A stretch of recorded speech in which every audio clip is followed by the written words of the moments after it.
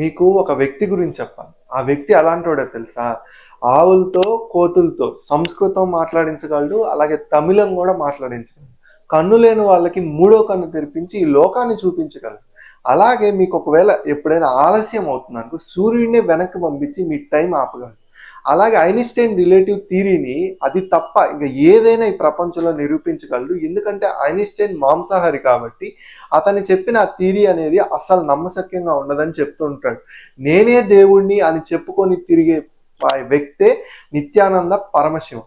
ఈరోజు నిత్యానంద పరమశివం అయితే పారిపోయాడు. పరారీలో ఉన్నాడు. భారతదేశం నుంచి వెళ్ళిపోయాడు. ఎందుకంటే అతని మీద అత్యాచారం, హత్య, కిడ్నాప్ లాంటి పెద్ద పెద్ద కేసులు ఉన్నాయి. దాంతో తను ఇక్కడి నుంచి పారిపోయి ఒక సపరేట్ కంట్రీని క్రియేట్ చేసుకున్నాడు. ఆ కంట్రీ పేరే యునైటెడ్ నేషన్స్ స్టేట్స్. ఈ ఫోటో చూడండి, విజయ్ ప్రియ అలాగే నిత్యానంద్ వీళ్ళు యునైటెడ్ నేషన్స్ లో కైలాస్ యునైటెడ్ స్టేట్స్ దాన్ని ప్రతినిధులుగా అక్కడ నిలబడ్డారు. ఇప్పుడు ఈ వీడియోలో మీకు ఎక్స్ప్లెయిన్ చేస్తాను నిత్యానంద్ అసలు ఈ కంట్రీని ఎలా క్రియేట్ చేసుకున్నాడు, అలాగే దీన్ని ఎలా ప్రారంభించాడు, అసలు ఇది ఎక్కడుంది, లేదా ఒక మనిషి తను అనుకుంటే ఏ కంట్రీ అయినా తను సృష్టించుకొని ప్రకటించుకోవచ్చా? సో దీని గురించి కూడా ఈ వీడియోలో ఎక్స్ప్లెయిన్ చేస్తాను. మీరు చూస్తున్నారు అభియన్ ఛానల్. జస్ట్ మీరు ఒక లైక్ చేసి సబ్స్క్రైబ్ చేసుకుంటే చాలు. ఈ వీడియో అనేది ఇంకొంతమందికి రీచ్ అవుతుంది, నాకు సపోర్ట్ జరుగుతుంది. సో షేర్ చేయడం మాత్రం మర్చిపోవద్దు. సో లేట్ చేయకుండా నిత్యానంద పరమశివం వాళ్ళ కథ, జీవిత చరిత్ర తెలుసుకుందాం. అలాగే ఈ దేశం ఎక్కడుంది వీటి గురించి కూడా వివరాలు తెలుసుకుందాం. ఒకసారి నిత్యానంద పరమశివం ఇలా చెప్తున్నాడు, తను యునైటెడ్ స్టేట్స్ నుంచి వచ్చేటప్పుడు అక్కడ జెండా ఎగరేయాలి. కానీ అప్పటికే సమయం 6:40 నుంచి 7 గంటలు అవుతుంది. దాంతో తను టైం అయిపోయిందని చెప్పి సూర్యుడికి చెప్పాడంట, నువ్వు వెనక్కి వెళ్ళిపో, నేను జెండా ఎగరేసేదాకా నువ్వు రావద్దని. దాంతో సూర్యుడు వెనక్కి వెళ్ళాడంట, ఈయన జెండా ఎగరేశాడు. అక్కడున్న ఎద్దులు, ఆవులు, కోతులు కూడా సంస్కృతం, తెలుగులో మాట్లాడుతున్నాయంట అక్కడున్న వాళ్ళతో. ఇది చూడ్డానికి నమ్మశక్యంగా ఉండదు, కానీ అక్కడున్న వాళ్ళందరూ ఇది నమ్ముతున్నారు.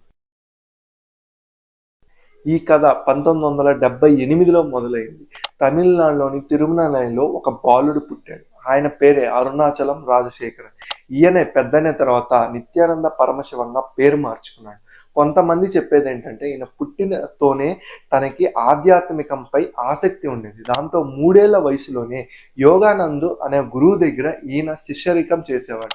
17 ఏళ్ల వయసులో ఈ గురువు చనిపోవడంతో తను నేర్చుకున్న ఆ విద్యని ప్రజలపై ప్రయోగించేవాడు. ఇతను చేసే ఈ ప్రయోగాలు యోగానంద నేర్పించిన వాటిపై ఉండడం వల్ల తమిళనాడులో కొంచెం కొంచెంగా ఇతనికి ప్రాముఖ్యత పెరిగింది. దాంతో 2003లో కర్ణాటకలోని బిరుదులోనూ ఒక పీఠం ఏర్పాటు చేసుకున్నాడు. అప్పుడే తన పేరుని రాజశేఖరం నుంచి నిత్యానంద పరమశివంగా మార్చుకున్నాడు. తను హిమాలయాలకు వెళ్ళినప్పుడు అక్కడ ఉండే ఒక సన్యాసి తనకి ఈ బిరుదునిచ్చానని చెప్పుకుంటూ తిరుగుతున్నాడు. ఇలాగే తను తమిళంలో అలాగే ఇంగ్లీష్లో కూడా ప్రసంగాలు చేసేవాడు. దాంతో అక్కడంతా ఎక్కువగా ప్రాముఖ్యత పొందింది. అమెరికాలో కూడా ఇతని ఆ శాఖలు పెరగడం మొదలయ్యాయి. ఎందుకంటే ఇతనికి ఎక్కువగా ఎవరు అనుచరులైతే మధ్యతరగతి, పై తరగతి వాళ్ళు ఉండేవాళ్ళు. దాంతో ఇతనికి ఎక్కువగా అక్కడి నుంచి విరాళాలు వచ్చాయి. ఆ డబ్బుతోని ఈ శాఖల్ని ప్రారంభించాడు. ఇతని ప్రాముఖ్యత ఎంత పెరిగిందంటే ఇతను మైండ్ బాడీ స్పిరిట్ అనే మ్యాగజైన్లో 100 మంది ఆధ్యాత్మికంలో ఇతను ఒక మెంబర్గా జాయిన్ అయ్యాడు. అలాగే ఇతను పంచాయతీ అఖండ వాళ్ళు ఇతనికి మహాబలవేశ్వర్ అనే బిరుదును కూడా ఇచ్చారు. అప్పటికే యోగా అనేది ప్రాముఖ్యతలోకి వచ్చింది. నిత్యానంద్ యోగాలో కూడా పాల్గొనడం వల్ల అతని పేరు ఇంకా ఎక్కువగా వినిపించేది. కొన్ని రిపోర్ట్స్ ప్రకారం ప్రపంచవ్యాప్తంగా ఎక్కువ యోగా క్లాసెస్ అలాగే అతిపెద్ద పొల్లింగ్ క్లాసెస్ వల్ల ఇతను గిన్నిస్ వరల్డ్ ఆఫ్ రికార్డ్స్ లో కూడా పేరు సంపాదించుకున్నాడు. ఇతను చెప్పేది ఏంటంటే ఇతని దగ్గర 400 శక్తులు పైగానే ఉన్నాయి. ఈ శక్తులు తన శిష్యులకు కూడా ఒక 60 శక్తులు నేర్పించానని చెప్తున్నాడు.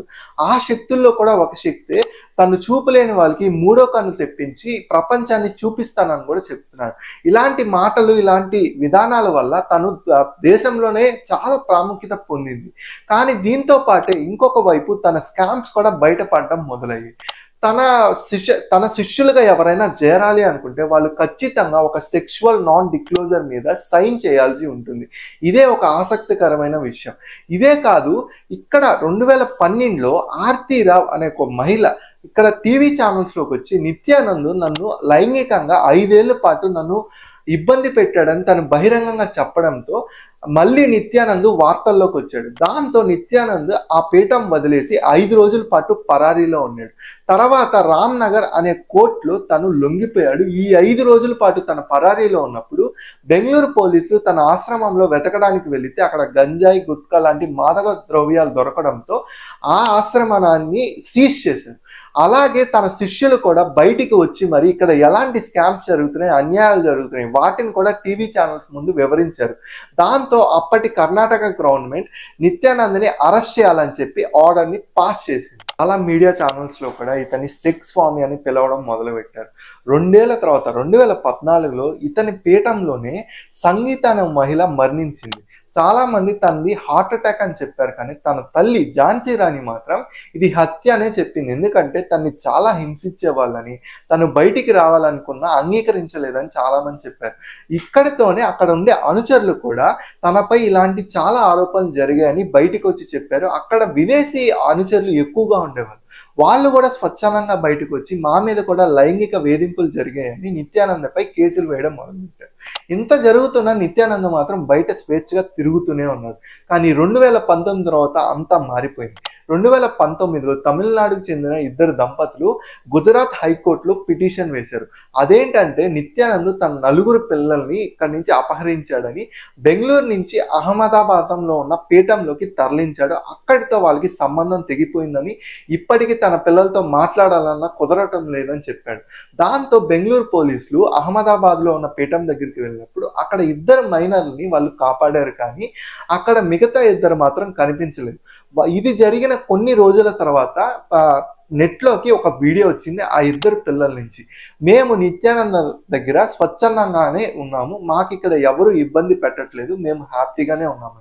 కానీ చాలా మంది చెప్పేది ఏంటంటే వీళ్ళని హింసించి భయపెట్టే ఈ వీడియోస్ తీశారని నెట్లో ఎక్కువగా నమ్మడం మొదలుపెట్టి, దాంతో పరిస్థితి మరీ దారుణమైంది. నిత్యానంద్ మీద హత్య, అత్యాచారం, బాల కార్మికులు, అలాగే అపహరణ లాంటి కేసులు నమోదవడం వల్ల ఐపీసీ సెక్షన్ కింద 344, 323, 506, 504 ఈ సెక్షన్స్ కింద కేసులు నమోదు చేశారు. దాంతో నిత్యానంద అధికారులతో చర్చించడం మానేసి దేశం వదిలి పారిపోయాడు. అప్పటికే తన పాస్పోర్ట్ అనేది రెన్యువల్ టైం అయిపోయింది. అయినా కానీ తను అడ్డదారులు దేశం దాటాడని అప్పటికి మనకి తెలిసింది. తను వెళ్ళిపోయిన తర్వాత డిసెంబర్ 2019లో యూట్యూబ్ లైవ్లోకి వచ్చి తను ఒక ప్రకటన చేశాడు. తను ఒక దేశాన్ని సృష్టించానని, దాని పేరే కైలాస్ అని. ఈ దేశంలో మీకు అన్నీ ఉంటాయి, కరెన్సీ, ప్రభుత్వం, అలాగే మీకు జాతీయ పథకం, మీకు రిజర్వ్ బ్యాంక్, మీకు జాతీయ గీతం, జాతీయ వృక్షం, జాతీయ జంతువు, ఆర్థిక వ్యవస్థ, ఇలాంటివి చాలా ఉన్నాయి ఈ దేశంలో, మీకు కావాల్సినవి ఉంటాయని చెప్తున్నాడు. తన వెబ్సైట్లో తను చెప్పింది ఏంటంటే తను ఒక సనాతని హిందూ ధర్మాన్ని కాపాడుతానని, అలాగే ప్రపంచానికి తను పరిచయం చేస్తాను, దాన్ని రక్షిస్తాను అని కూడా చాలా దగ్గర చెప్తూ ఉన్నాడు. అతను నమ్మేది ఏంటంటే జనాల్ని విడిగా చూడ్డు, అందరూ సమానులుగానే చూస్తాడు. అంటే అందరూ దివ్య ప్రాణులే, ఎవ్వరు వాళ్ళ జాతి, మతం, వర్గం ప్రకారం వాళ్ళని విడిగా చూడలేం, అందరం సమానంగా చూడాలి అని చెప్పి తను చెప్తూ ఉంటాడు. ఇలా ఈ కాన్సెప్ట్ అనేది చాలా బాగుంటుంది. ఒక దేశం ఒక కళల దేశంలో ఉంటుంది, బట్ ప్రాక్టికల్గా చూస్తే ఇవన్నీ వర్కౌట్ అవ్వవు. నిత్యానంద్, నువ్వు గుర్తుపెట్టుకో, ఏ దేశమైనా సృష్టిస్తే అక్కడ ఖచ్చితంగా భూభాగం ఉండాలి, అలాగే శాశ్వత జనాభా ఉండాలి, ఇంటర్నేషనల్ రిలేషన్స్ విత్ నేషన్స్తో ఉండాలి. ఇలాంటివి జరగనప్పుడు ఆ దేశం అనేది ఒక కళల దేశంగానే ఉంటుంది. అసలు ఈ దేశం ఎక్కడుందని కొంతమందికి కూడా తెలియదు. అది కొంతమంది చెప్పేది ఇక్కడ అమెరికాలోని ఈక్వెడార్లో ఒక ద్వీపం ఉంది, అక్కడ ఈ దేశం ఉందని చెప్తున్నారు. అండ్ ఇక్కడికి మనం డైరెక్ట్గా వెళ్ళాం. నిత్యానంద్ యూట్యూబ్ ఛానల్లోకి వచ్చి లైవ్లో మాట్లాడుతూ ఎలా రావాలంటే మీరు ఆస్ట్రేలియాకి వచ్చి అక్కడ ఉన్న డబ్బుతో మీరు చార్టర్డ్ ఫ్లైట్ బుక్ చేసుకుంటే అది మన దేశానికి తీసుకొని వస్తుందని తను ప్రకటించాడు.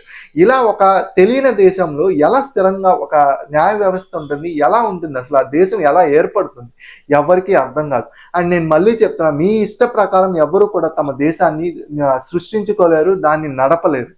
కైలాస దేశంలో 100 మిలియన్ పైగా ఆది శివ భక్తులు ఉన్నారు, అలాగే 2 బిలియన్ పైగా హిందువులు ఉన్నారని తన వెబ్సైట్లో తను పేర్కొన్నాడు. అంటే ప్రపంచంలో ఉన్న హిందువులు మొత్తం తన దేశ పౌరులే అని తను చెప్తున్నాడు. ఇలా ఇష్టం వచ్చినట్టు ఎవరు తన దేశాన్ని బయటకు చెప్పలేరు, అలాగే దాన్ని సృష్టించుకోలేరు. ఇలాంటి విషయాలు ఉన్నప్పుడే చాలా బాధ అనిపిస్తుంది. ఎందుకంటే నిత్యానంద లాంటి వాళ్ళు జనాల యొక్క బలహీనతల్ని, అలాగే ఆధ్యాత్మిక కోరికల్ని కూడా దుర్వినియోగపరుస్తున్నారు. దీనివల్లే చాలా మంది దేశంలో ఫేక్ ఆశ్రమాలు పెట్టి జనాల్ని మోసం చేస్తున్నారు. దీనికి ఒక పరంగా మనం కూడా కారణమే. మనము ప్రశ్నించకుండా ఉంటే మన యొక్క కోరికల్ని కూడా వాళ్ళు డబ్బుగా మార్చుకొని మనల్ని వినియోగపరుచుకుంటారు. దీన్ని మనం ఖచ్చితంగా బయటికి రావాలి, ప్రశ్నించడం అలవాటు చేసుకోవాలి. అలాగే ప్రభుత్వం కూడా దీని మీద కఠినమైన చర్యలు తీసుకుంటే నిత్యానంద్ లాంటి వాళ్ళు చాలా మంది కూడా ఇలాంటి వాటికి శిక్ష అనుభవిస్తే మిగతా వాళ్ళు ఏదైతే జెన్యూన్గా వాళ్ళు కొంచెం ఇమ్యూనిటీ పొందే అవకాశం ఉంటుంది. సో ఇదే నిత్యానంద్ అలాగే యునైటెడ్ నేషన్స్ ఆఫ్ కైలాస్ గురించి ఈ వీడియో. మీకేమనిపించిందో కామెంట్ చేయడం మాత్రం మర్చిపోవద్దు. అండ్ నేను మళ్ళీ చెప్తున్నాను, ఇలాంటి ఫేక్ బాబాస్ నుంచి మీరు విడిగా ఉండండి. అలాగే మీకేమనిపించిందో కామెంట్ చేయడం మాత్రం మర్చిపోవద్దు. అండ్ మీరు జస్ట్ ఒక లైక్ చేసి సబ్స్క్రైబ్ చేయడం వల్ల ఈ వీడియో అనేది ఇంకొంతమందికి రీచ్ అవుతుంది. సో వీడియో మాత్రం మిస్ అవ్వద్దు అండ్ ఖచ్చితంగా షేర్ మాత్రం చేయండి. Thanks for watching.